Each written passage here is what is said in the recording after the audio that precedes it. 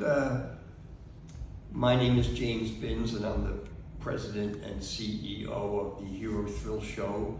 And sitting to my left is former police commissioner Sylvester Johnson. And we're now filming part 2 of the oral history of the Hero Thrill Show. And what I'd like to do first is to thank Commissioner Johnson for coming here in order to document what has happened since 1954, when the Hero Thrill Show was started by a group of citizens in response to the death of 8 firefighters in a conflagration, and bring it all the way up to where we are today in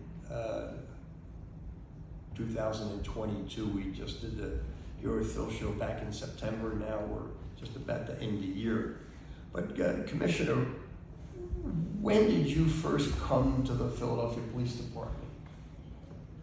Okay, I was appointed October the 13th, 1964. And did there ever come a time when you got assigned to the Highway Patrol? Okay, well, what happened is that I was appointed in 64, and in 1965, they asked for 10 Afro-Americans to go to Highway Patrol. 10. There were none before?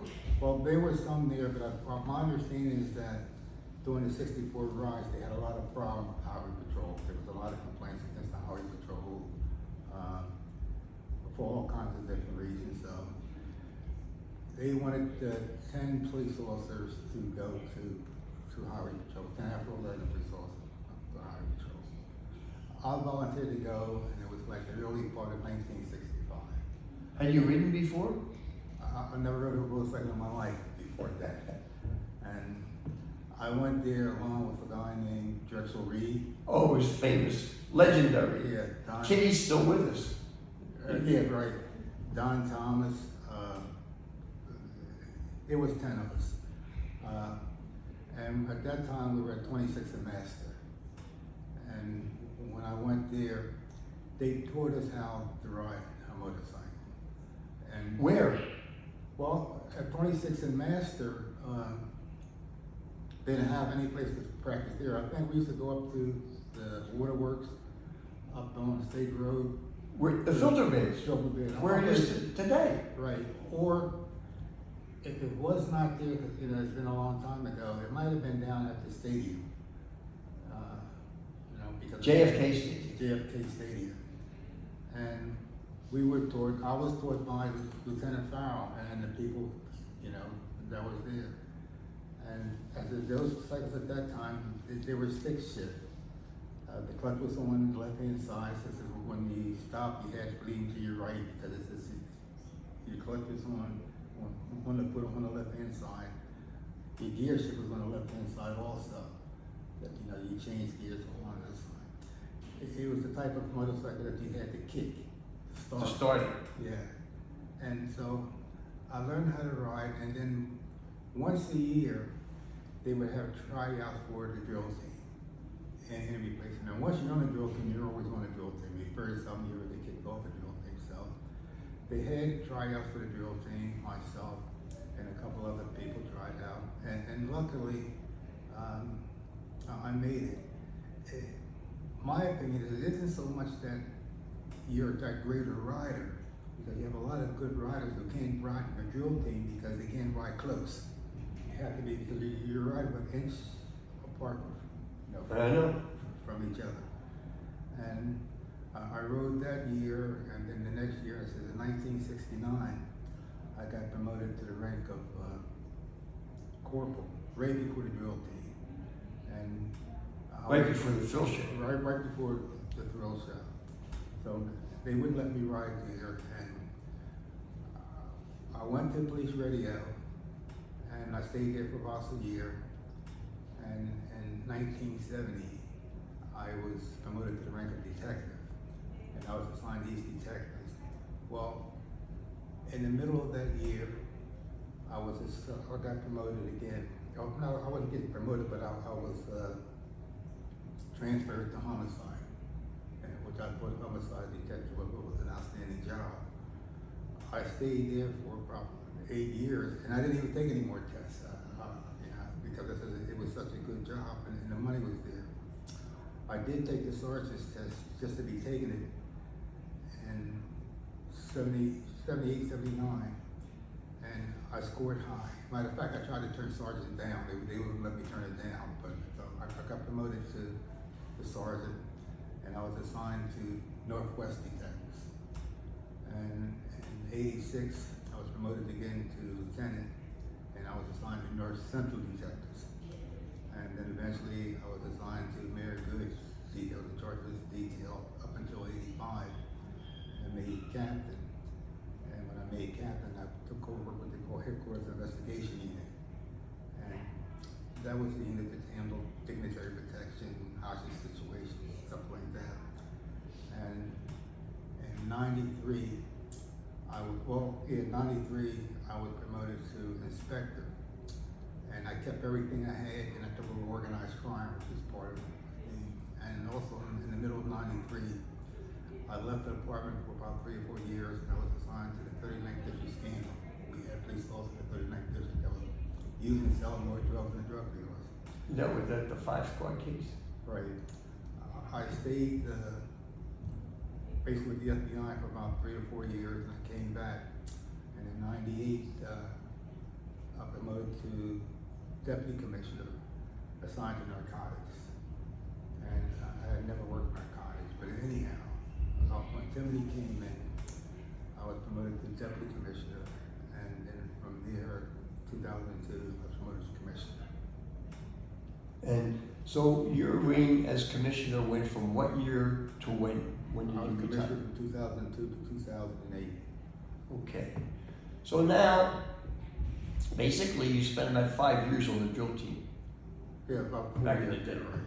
So now, you and I met at some time after I started the Hero Plaque program.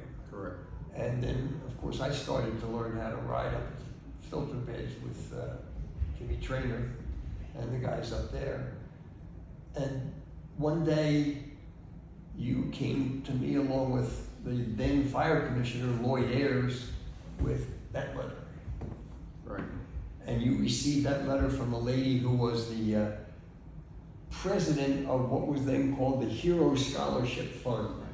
And they were the recipient of the funds generated by the Hero Thrill Show from 1954 until she then, by means of that letter, told you that there was no longer a need for you to come to board meetings because the Hero Thrill Show was done. They were not going to do it anymore. They didn't know how to do it.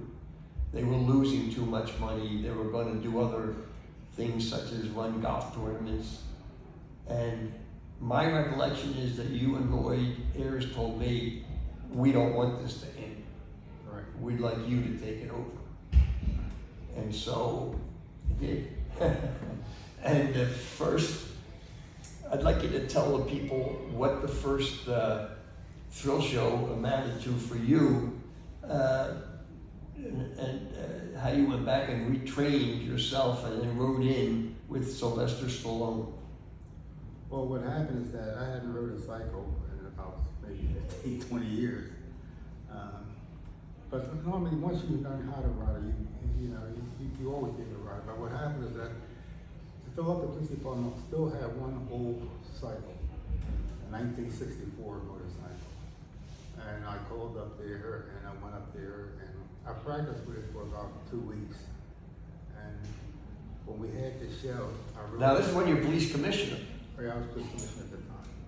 And I rode with Sylvester Stallone, and there was another person. It might have been Croce from I think it might have been Pat Croce. right.